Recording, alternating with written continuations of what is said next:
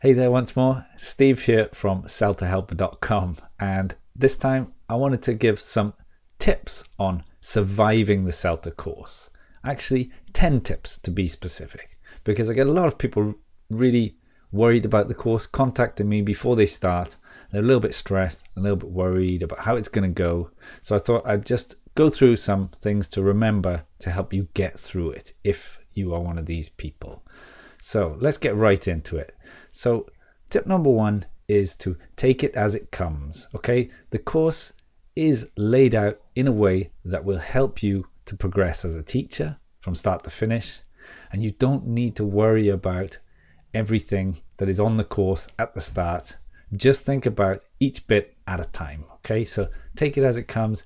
It will come in a logical order. It's a well thought out course. It's a tried and tested syllabus.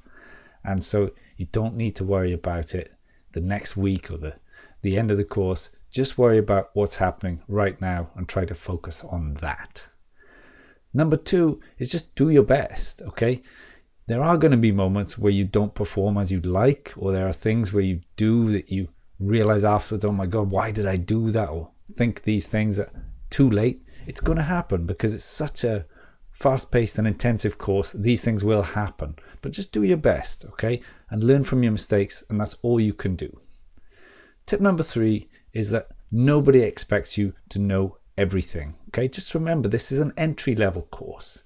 Now, yes, some people on the course will have experience, but nobody is expecting you to know everything about this aspect of teaching. So think of it from that perspective. Yeah, people are expecting you to come in willing to learn and looking to develop as a teacher and as an individual, but nobody's expecting you to know everything. Yes, a little foundation, fine, but you don't know everything. You can't know everything. Nobody does. So just remember that and keep that in mind, okay? Number four, I would say preparation is key.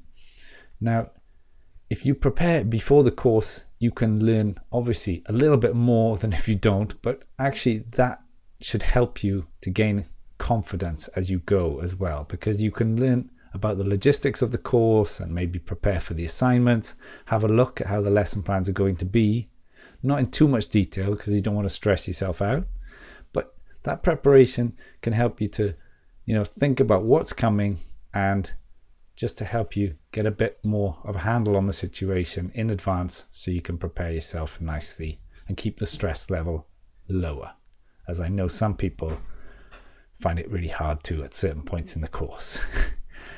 The next one I'd say is, and it's a phrase from an athlete, work ethic eliminates fear. Now, this may sound a bit funny, but if you think about it, when you're really worried about something, maybe it's your next lesson plan, it's possibly because you haven't put in the work that you needed to, or you haven't thought about it enough because you haven't had the time. What I'm saying is if you can commit and dedicate enough time to what you need to do, that should remove the fear and anxiety from what you're doing. So as long as you're working hard and you, as I said before in one of the previous tips, you're doing your best, then the fear should be removed. All that's left then is for you just to go and do it. Yeah, there might be some nerves, but if you go out and you've worked hard, then you know you can't do any better. So just remember that. Strong work ethic will see you through. Number six, focus on the task at hand. Now, it's kind of similar to number one, but the one thing I'm seeing a lot is that many people are just writing a lesson plan while also in the back of their mind really stressing about the assignment because they all start to stack up. Just get one done and finish it. And that's all you can do. You've got to finish your tasks and move on to the next. You can't let them overlap in the way that they are going to take away from the other one. You've got to focus on what you're doing there and then and do that to the best of your ability and move on to the next when you can. Tip number 7 is be bold, and this applies to your lessons. And when you're doing your assessed teaching practice, try new things, okay? Try and use the things that you've been told about in the input sessions, because if you're not using these things, then it shows perhaps you're reluctant to take on what the trainers have told you, and it also shows that maybe you're not quite ready to be an independent teacher. So try to push the boat out and go for it a bit in your lessons. Now, I'm not saying a lot, but just something new each time, something that takes you a little bit out of your comfort zone. But you should be rewarded if you do it in a logical way that's structured and planned properly. Why not? Just give it a go. Number 8 is that remember you are part of a team. And by team, I mean this in many different ways, okay? In your assessed teaching, you've got your teaching groups and you're there to support each other and help each other get through. You've got the whole student group that you're with if you're on a bigger course. And again, you're all there to help each other get through. Your tutors are there to help you and support you as part of a team. And even the students, you may find that they're actually quite supportive when they realize, or when they show that they know that you're learning, and often they can be very supportive. So just think, you're not on your own and you do have that support, and you are there to support each other. So remember, the team spirit can also help you on the course. Number 9, also, everyone is in the same boat.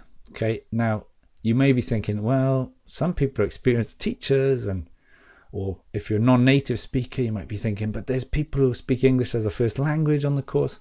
Forget that, okay? Everyone's on the CELTA course because they haven't done the CELTA course before.